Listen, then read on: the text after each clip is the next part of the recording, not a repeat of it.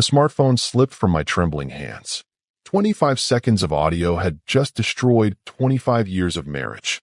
I had only borrowed her phone to take a quick photo since mine was charging. That's when I accidentally opened the voice recording app. Curiosity got the better of me when I saw numerous recordings dated from recent weeks. I pressed play on the most recent one. Her voice was unmistakable, but the tone was foreign to me. Playful, seductive, almost girlish. The words she exchanged with a much younger man burned into my mind like a branding iron. Explicit descriptions of their encounters. Intimate details she had never shared with me. Promises of what they would do next time. All captured in those devastating 25 seconds. I replayed it 3 times, each replay hammering another nail into the coffin of our marriage. After working at the factory for 30 years, providing a stable home for our 2 children, now in college, this is how she repaid my loyalty. With betrayal and disrespect so profound it left me breathless. When she returned home, I was sitting calmly at our kitchen table, the phone placed precisely in the center. She smiled, oblivious to the storm about to break. "Did you get the photo you needed?" "I got more than I expected," I replied, my voice unervingly steady. "Would you like to hear it?" Without waiting for her answer, I pressed play. The color drained from her face as her own voice filled our kitchen with evidence of her betrayal. "I can explain," she stammered, reaching for excuses like a drowning person grasping at straws. "It's not what it sounds like." I raised my hand, silencing her. "It's exactly what it sounds like. You've been sleeping with someone half your age while I've been working overtime to pay for our son's college tuition." Her eyes welled with tears as she fell to her knees. "Please, it was a mistake. It didn't mean anything. I love you." I looked at this woman, the mother of my children, my partner of 25 years, and felt nothing but cold resolve. If it didn't mean anything, that makes it worse. You threw away our entire life together for something that didn't mean anything? She crawled toward me, attempting to grab my hands, but I stepped back. "Don't touch me. I need time to think." The desperation in her eyes might have moved me before, but now it only strengthened my determination. I would not be made a fool. As I packed an overnight bag, she followed me through the house, pleading and making promises. I remained stone-faced, methodical. Our wedding photo on the nightstand caught my eye, younger versions of ourselves smiling with hope and promise. I placed it face down without a word. "Where are you going? When will you be back? Please talk to me." Her voice cracked with panic as I headed for the door. I turned to face her one last time before leaving. "I don't know when I'll be back, but I do know this. That recording changed everything. Those 25 seconds erased 25 years. What happens next is no longer up to you." As I drove away, my phone exploded with notifications, her calls, her messages, her desperate attempts to regain control of the situation. I silenced it all. For the first time in decades, I would put myself first. The pain was excruciating, but beneath it, something else was forming, a steely resolve. This would not break me. I would emerge stronger, with or without her. Probably without. I spent that night at my brother's place, barely sleeping as those 25 seconds of audio replayed in my mind like a broken record. By morning, emotion had given way to calculation. 25 years of providing for someone who could betray me so casually demanded a strategic response, not an emotional meltdown.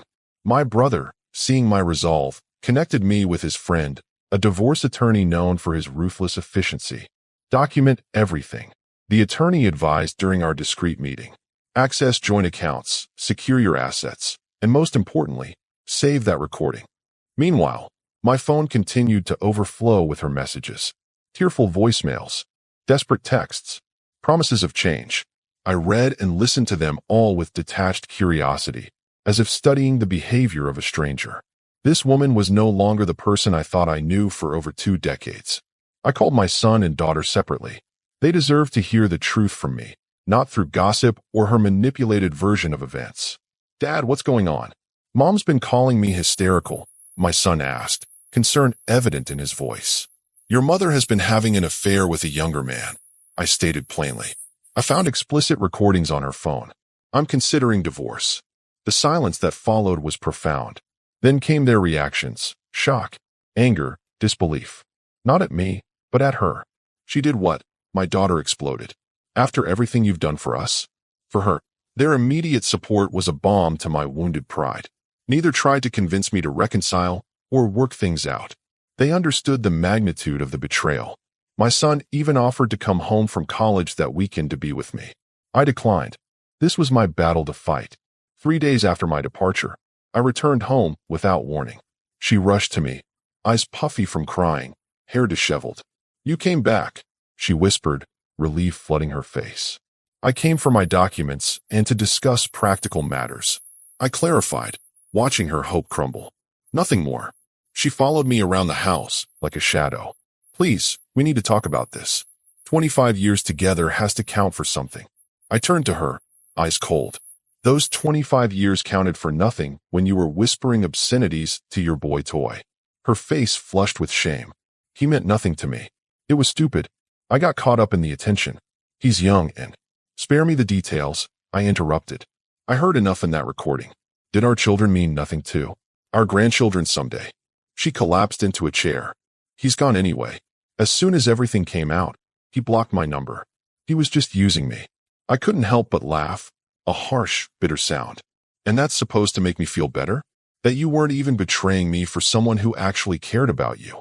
The information about her young lover abandoning her at the first sign of trouble was unsurprising but useful.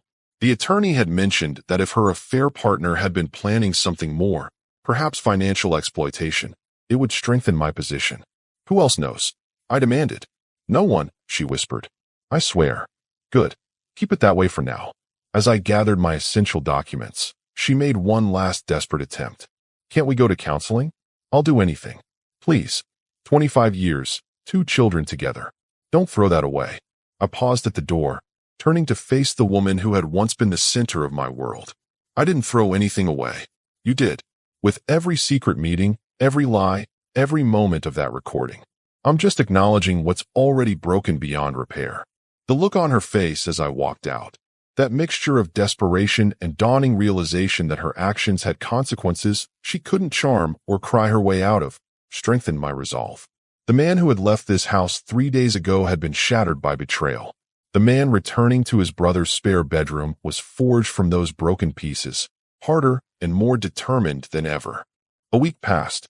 I maintained minimal contact, responding to her increasingly desperate messages with cold practicality. My attorney had advised me to document everything while preparing our strategy. What she didn't know was that I had already secured copies of our financial records and consulted with a forensic accountant about our assets. Both our children came home that weekend, supposedly to check on things, but really to confront their mother. I wasn't present for that conversation, but my daughter called me afterward, her voice tight with controlled anger. She admitted everything, Dad. Said she got caught up in feeling desirable again, that he made her feel young. The disgust in my daughter's voice mirrored my own feelings. As if that justifies destroying our family. My son was equally blunt. I told her I don't even recognize who she is anymore. 25 years of watching you work yourself to the bone for this family, and she throws it away for some cheap thrill with a guy who ghosted her the minute things got complicated. Their unwavering support fortified me. I had raised them to understand accountability and consequences. They weren't about to excuse their mother's behavior simply because of shared blood. Meanwhile, she escalated her attempts to reconcile. Flowers delivered to my brother's home. Handwritten letters recounting our happiest memories. Even an awkward visit to my workplace that left my co-workers confused and me furious at the public spectacle. "You need to stop," I told her firmly during a brief phone call. "These gestures aren't changing anything. Just give me one chance to talk face to face," she pleaded. "Dinner. Just us. After 25 years, don't I deserve at least that?" Against my better judgment, I agreed to dinner at our home the following evening. Not from softening resolve, but strategic necessity.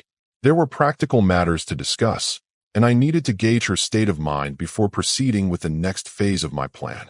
I arrived exactly on time to find her transformed, hairstyled, wearing the dress from our 20th anniversary, the table set with our best china. The desperation behind this performance was transparent and almost pitiful. "Thank you for coming," she said, voice trembling with hope. "I've made your favorite." I nodded curtly and took my seat. Throughout the meal, she reminisced about our history together, carefully avoiding mention of her betrayal. I let her talk, watching the performance with detached interest while eating mechanically. When she reached across the table for my hand, I withdrew it smoothly. Why won't you even try? She finally asked, frustration cracking through her carefully constructed facade. Because some things can't be fixed with a nice dinner and a pretty dress, I replied evenly. Every time I look at you, I hear that recording. Every single time. It was a mistake. A stupid, meaningless. Let me ask you something, I interrupted. If I hadn't found that recording, would you have stopped seeing him? Her hesitation was answer enough. The flash of guilt across her face confirmed what I already knew. That's what I thought, I said, pushing my plate away. So here's how this ends. I've already consulted an attorney. The divorce papers will be ready next week. The color drained from her face. Divorce? No, please, we can fix this. There's nothing to fix. You broke something irreparable. I stood, retrieving an envelope from my jacket. This contains a fair settlement offer. Review it with your own attorney.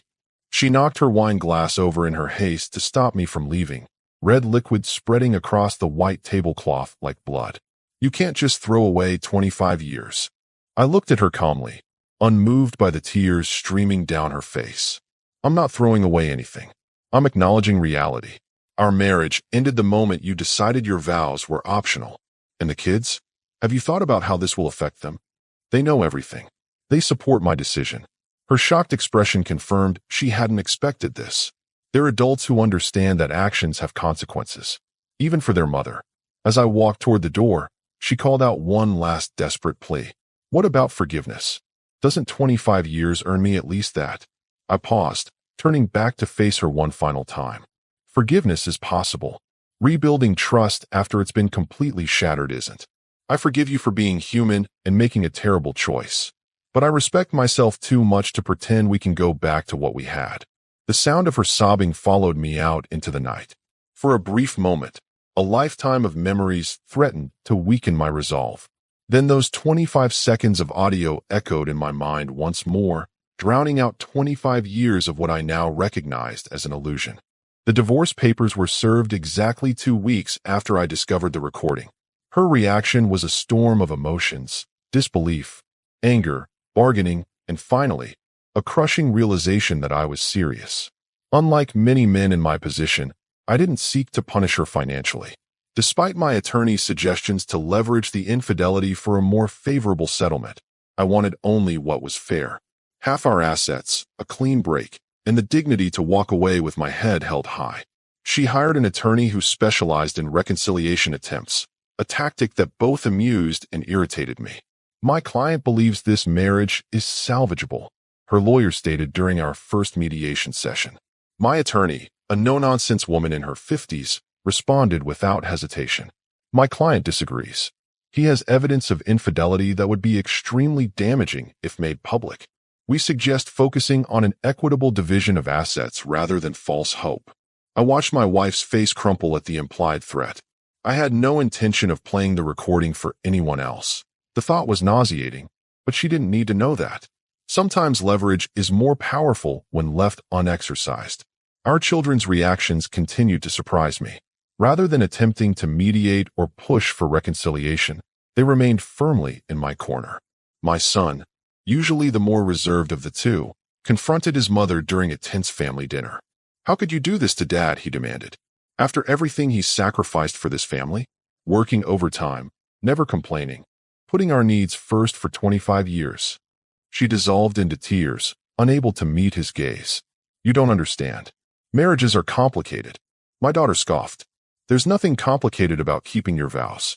There's nothing complicated about basic respect. Later that night, alone at my brother's house, I broke down for the first time since discovering the betrayal. Not over the loss of my marriage.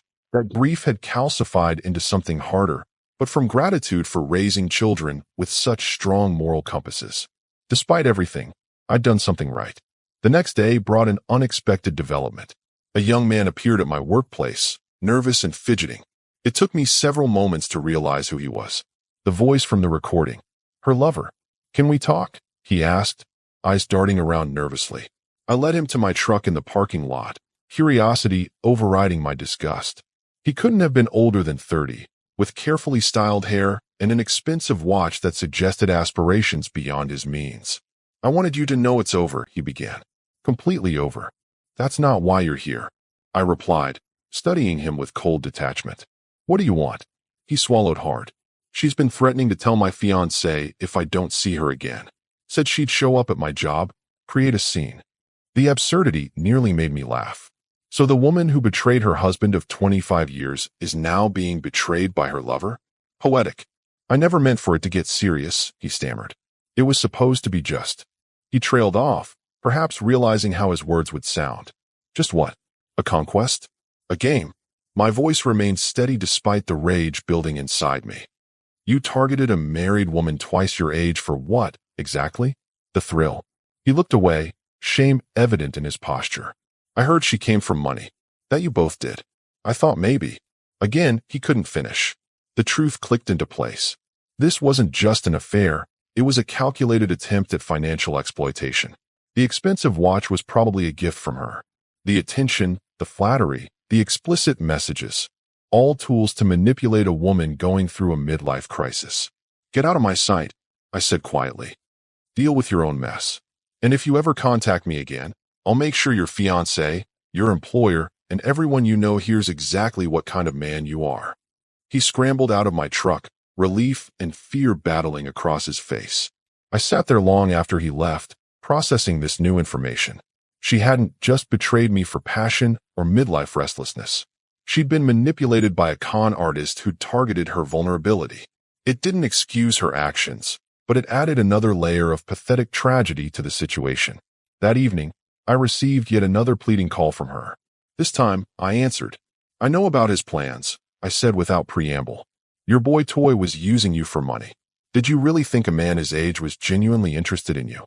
Her sharp intake of breath told me she hadn't suspected the full extent of his motives.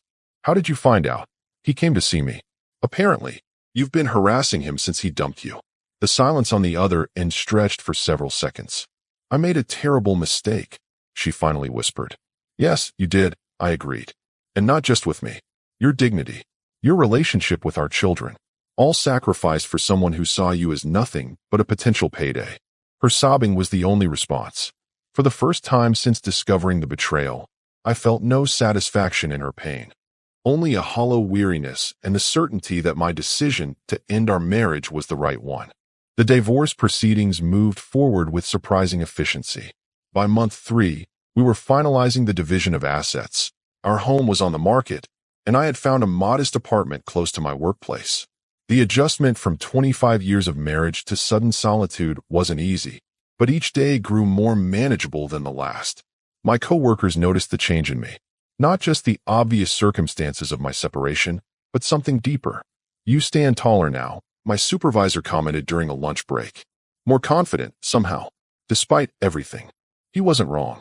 Beneath the pain of betrayal, I'd discovered an unexpected truth.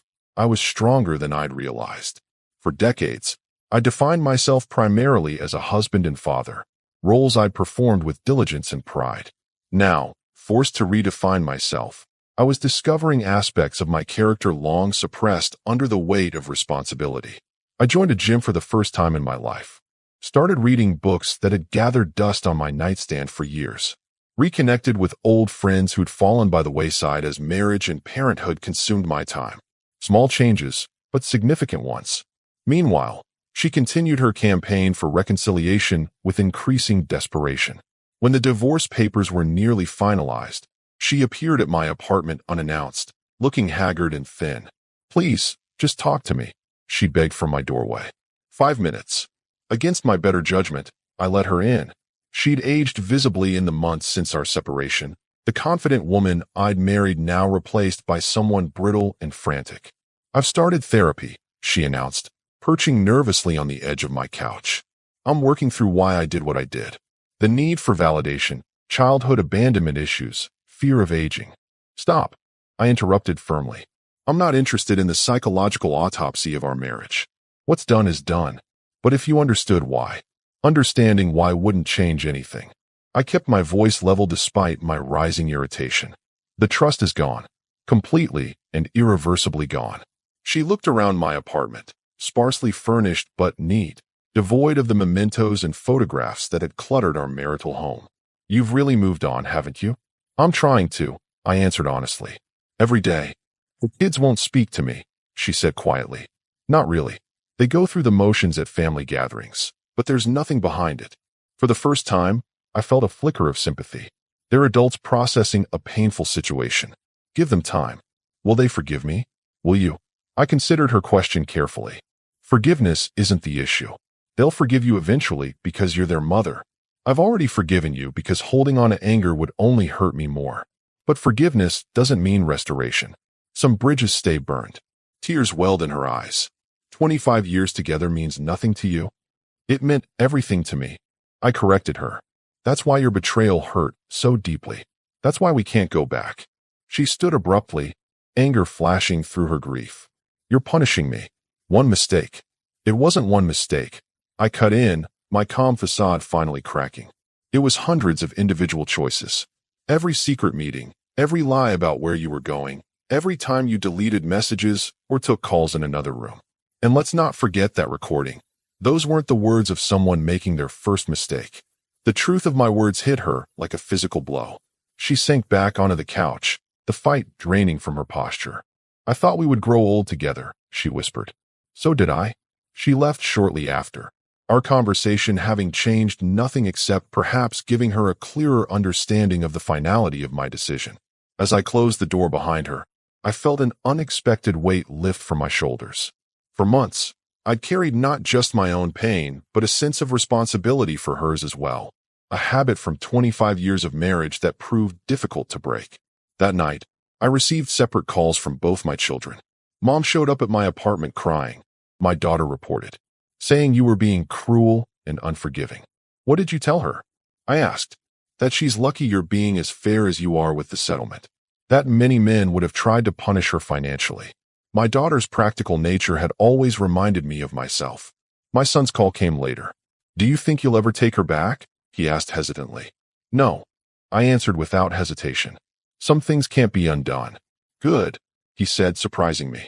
You deserve better, Dad. You always have. After we hung up, I sat alone in my quiet apartment, really absorbing my son's words. Perhaps I did deserve better.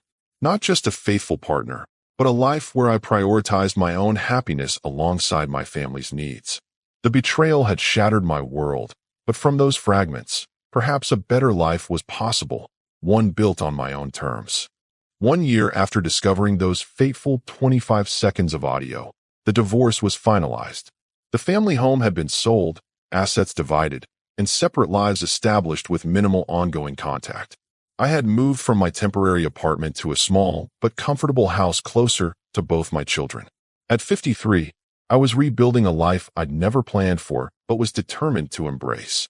The factory where I'd worked for decades offered me a promotion to floor supervisor, a position I'd declined years earlier because it would have meant longer hours away from my family.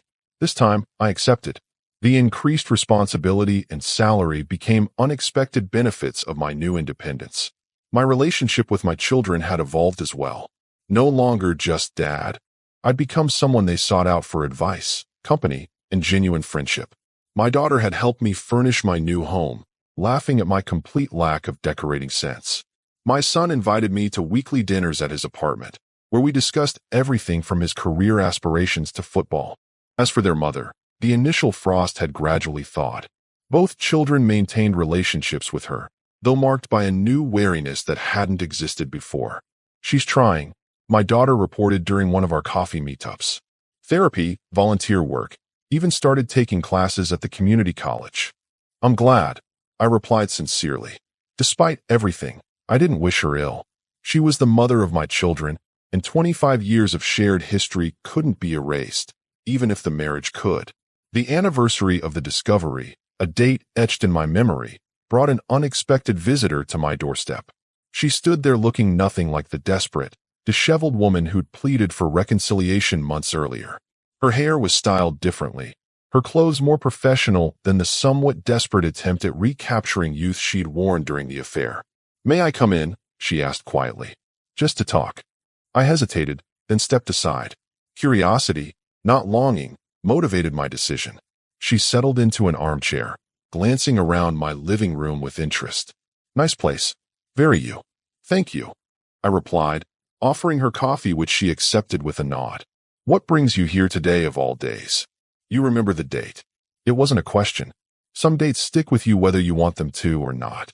She nodded, hands wrapped around the mug as if drawing warmth from it despite the mild weather. I wanted to say something I haven't said properly before, not with all the begging and manipulation. She took a deep breath. I'm sorry, truly sorry for what I did to you, to us, to our family. The simplicity and directness of the apology caught me off guard. No excuses, no attempts to minimize or justify. I appreciate that, I said after a moment. I really do. I also wanted you to know I've finally stopped hoping for reconciliation, she continued.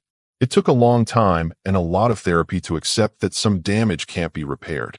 I studied her face, the face I'd woken up beside for 25 years. There was a new maturity there, a hard-won wisdom that hadn't existed before. What changed? I asked. Talking to the kids, mostly. Seeing how much happier you are now, even after everything I put you through. She smiled sadly, and realizing that what I destroyed wasn't just our marriage, but your ability to ever trust me again. That's not something that can be rebuilt with apologies or time. We talked for nearly 2 hours, the most honest conversation we'd had in perhaps our entire relationship. About the affair, yes, but also about the patterns in our marriage that had left us vulnerable. About our children, our separate futures, the lessons we'd each learned at significant cost. When she finally rose to leave, she paused at the door.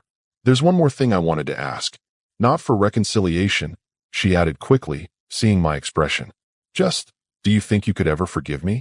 Not forget, not trust again, just forgive. I considered her question carefully, searching my heart for the truth. I already have, I answered. Holding on to anger would only poison my future. You made terrible choices that hurt us all deeply, but I've forgiven you for them. That doesn't mean I can or should let you back into my life in the same way. Relief washed over her face. That's more than I deserve, but thank you. After she left, I sat alone in my living room, reflecting on the strange journey of the past year. From the devastating shock of betrayal to the painful process of disentanglement to the unexpected discovery of strength I hadn't known I possessed. Those 25 seconds had indeed destroyed 25 years, but they had also freed me to build something new. Something that, despite its painful origins, might ultimately be stronger and more authentic than what came before. The phone rang, interrupting my thoughts. My son, calling about our dinner plans. I answered with a smile, turning my attention from the past to the present, from what was lost to what remained and what could still be built. The future, uncertain as it might be, was mine to shape now, on my own terms, with my dignity intact and my self-respect reclaimed. Our story has come to an end. If you've made it this far, how about subscribing to our channel? It helps us immensely. I've selected 2 other videos for you that I'm sure you'll enjoy. Feel free to click on them. I'll be waiting for you in the next story. See you soon.